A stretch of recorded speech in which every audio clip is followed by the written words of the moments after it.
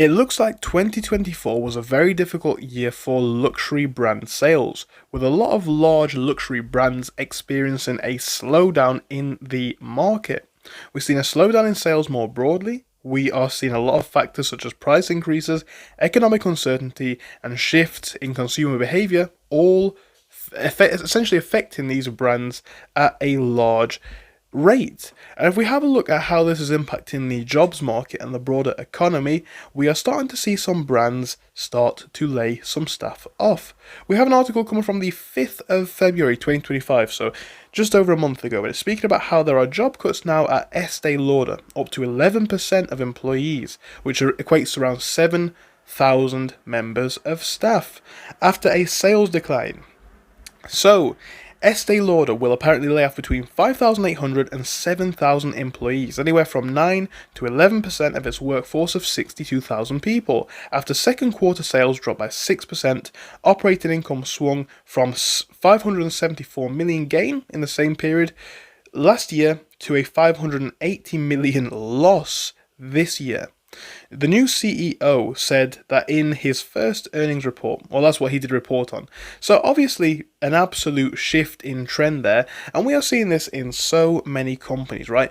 It's kind of interesting because with the current tariff situation, we're seeing so much talk about a recession, we're seeing so much talk about a potential depression, but the funny thing is, these signs have been there for ages. We've seen mass layoffs in 2024, mass layoffs in 2023, big inflation, and a lot of people have been expecting a stock market decline at some point anyway, even without Trump's tariffs, because a lot of people have been essentially suggesting that the markets could have been overvalued for some time. I mean, if you've been watching the channel for some time, you'll know it was only the other day where we saw that report saying that so many fund managers believe that the markets are currently overvalued. But getting back to the main topic in more detail. So what are we looking at here?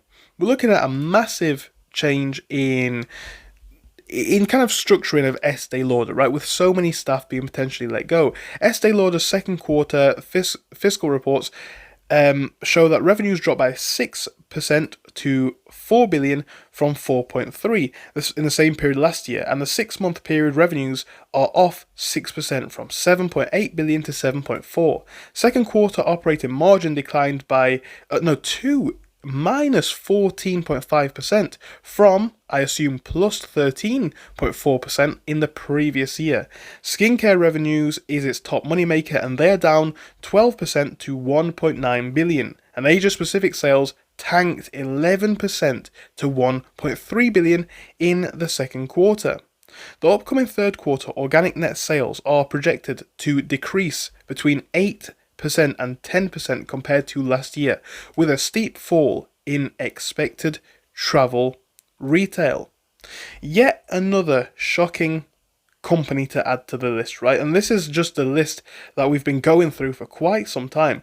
All of the tech layoffs in 2024 and 2025, right?